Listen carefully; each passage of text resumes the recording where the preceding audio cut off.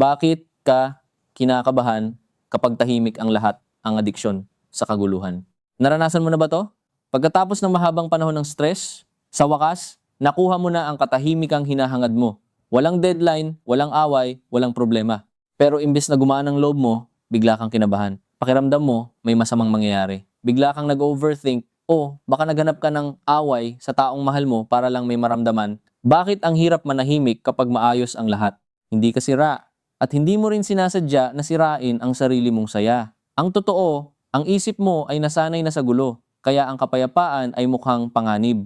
Noong lumalaki ka sa paligid na laging may sunog na kailangang apulahin, maging ito man ay emosyonal na gulo sa bahay o pressure sa trabaho, ang iyong nervous system ay nag-adjust. Ang utak natin ay may tinatawag na homeostasis. Ito ang default setting ng iyong internal thermostat. Kung ang default mo ay mataas na level ng cortisol at adrenaline, ang katawan mo ay maghahanap ng paraan para bumalik doon.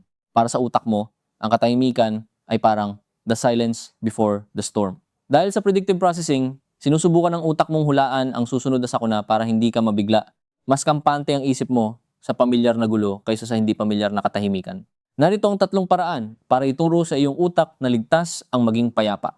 Una, kilalanin ang hypervigilance. Kapag naramdaman mong parang may mali kahit wala naman, sabihin mo sa sarili mo, ang nararamdaman ko ay hindi babala, kundi alaala. Ito ay cognitive reframing. Sa halip na maghanap ng problema, kilalanin na ang kaba mo ay byproduct lang ng lumang survival mechanism. Pangalawa, palawakin ang iyong window of tolerance. Sa psychology, ito ang space kung saan kaya mong i-process ang emosyon ng hindi nagpapanik. Simulan ito sa maliliit na sandali. 5 minuto ng pag-upo ng walang phone, walang distraction. Kapag nag-react ang katawan mo, huwag kang tumakas. Hayaan mo lang ang kaba hanggang sa kusa itong humupa. Tinuturuan mo ang iyong amygdala na ang katahimikan ay hindi banta. Pangatlo, i-calibrate ang iyong dopamine. Ang gulo ay nagbibigay ng matinding spikes ng emosyon. Para mapalitan ito, maghanap ng low-stakes engagement, magbasa ng libro o maglakad sa labas. Ito ay sensory grounding, binababa nito ang iyong baseline arousal para maging sapat na ang payapang buhay para sumaya ka.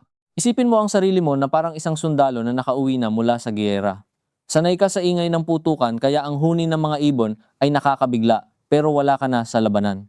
Ang katahimikan ay hindi ang sandali bago ang sakuna. Ang katahimikan ay ang gantimpala.